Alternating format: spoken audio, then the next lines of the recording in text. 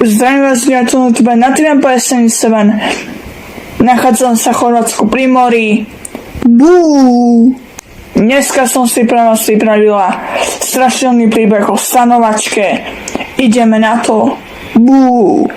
Just another summer with crafts, canoeing, campfires, and maybe a silly crush or two. But on the third day, I heard people talking about the ash cabin. One morning, while we were making clay crafts, one of the older girls pointed at the woods and said, "There's an old cabin back there." In the 1950s, a fire hazard trapped a counselor inside the cabin. They say he screamed for help, but no one could get to him in time. They never found the body. Some nights, campers say they see a man walking through the woods smelling like ashes. My brother said, if you hear crackling outside your tent, don't ever come out, because he's still looking for someone to take his place. Someone who burned like he did. She laughed like it was all a joke. However, her tone suggested that she had a more profound understanding of the situation. I couldn't stop thinking about it, so I told my best friends, Lucy and Brian, at lunch about visiting that cabin. Lucy said with a smile, "Let's do it." We had to hike for 15 minutes in the trees behind the archery range to find it. Ash Cabin stood isolated, in disrepair, and weathered by the sun.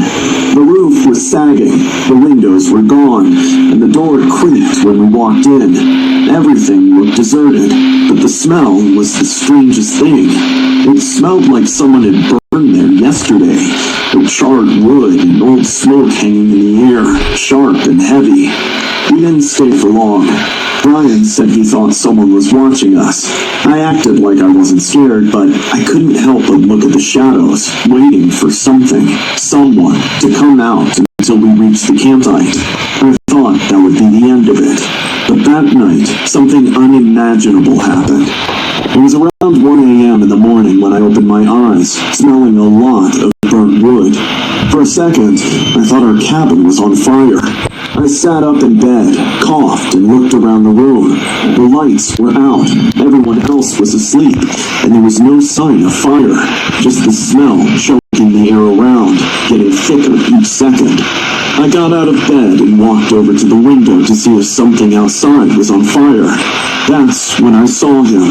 He was only a few inches away from the glass, a tall man, or what once was a man. Half of his face was slick and pink like wax, and the other half was blackened and crumbling. Smoke came out of his head like his hair was still burning, but the worst part was his bulging eyes, which seemed desperate to fall out of their sockets as they watched me with anger. Hatred came off of him like heat. I fell back from the window, screaming at the top of my lungs. All my friends woke up thinking I had a nightmare, but they found me crouched on the floor with my face staring at the window in horror. By the time everyone saw the window, the man had vanished. The smell of smoke lingered, which was enough to keep me awake the entire night.